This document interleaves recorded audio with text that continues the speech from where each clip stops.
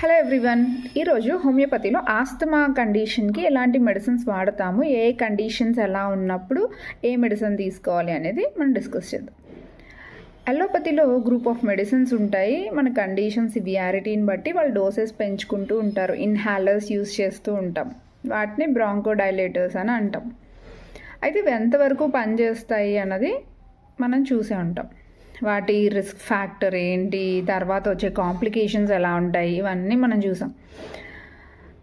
అయితే ఇక్కడ మనం చూడాల్సింది ఏంటంటే కొన్ని కండిషన్స్ ఉంటాయి. లైక్ ముందు దగ్గు వచ్చి తర్వాత మనకి చెస్ట్ గట్టిగా పట్టేసినట్టు ఉండడం, లేదు అనుకుంటే స్టార్టింగ్ ఏ డస్ట్కో ఎక్స్పోజ్ అయినప్పుడు మనకి చాలా ఆయాసంగా బ్రీదింగ్ డిఫికల్టీగా అనిపించడం, అలా చాలా కండిషన్స్ ఉంటాయి.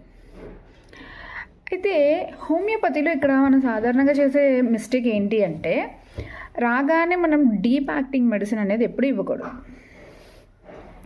బట్ ఫస్ట్ మనం బ్రాంకోడైలేటర్స్ కానీ ఇన్హాలర్స్ కానీ యూస్ చేస్తారు కాబట్టి మనం ఏం చేయాలంటే అసలు కండిషన్ని మనం తెలియాలి. అంటే డీప్ యాక్టింగ్ కాన్స్టిట్యూషనల్ మెడిసిన్ ఇవ్వడానికి ఆర్గానోపత్స్ అనే కొన్ని మెడిసిన్స్ ఉంటాయి.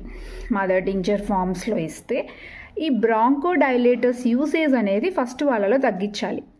తగ్గించిన తర్వాత అప్పుడు సిమ్టమ్ బేస్ చేసుకొని డీప్ యాక్టింగ్ మెడిసిన్ అనేది ఇచ్చినట్టయితే ఈ ఆస్తమా కండిషన్స్ కానీ వాట్ ఎవర్ వైటల్ ఆర్గాన్స్కి రిలేటెడ్ ఉన్న కండిషన్స్ అనేవి క్లియర్ చేయగలుగుతాం. సో ఒక చిన్న క్లారిఫికేషన్ ఇది. అయితే ఎలాంటి హోమియోపతి మెడిసిన్స్ అనేవి మనం బ్రాంకోడైలేటర్స్ని యూస్ చేసుకున్న తక్కువ, అంటే ఆ డ్రగ్ మెడికేషన్ని తగ్గించుకొని హోమియోపతిలో ఏ మెడిసిన్ యూస్ చేసుకోవాలి అనేది మనం చూద్దాం. ఎమైల్ నైట్రోజమ్ అనే ఒక మెడిసిన్ ఉంది.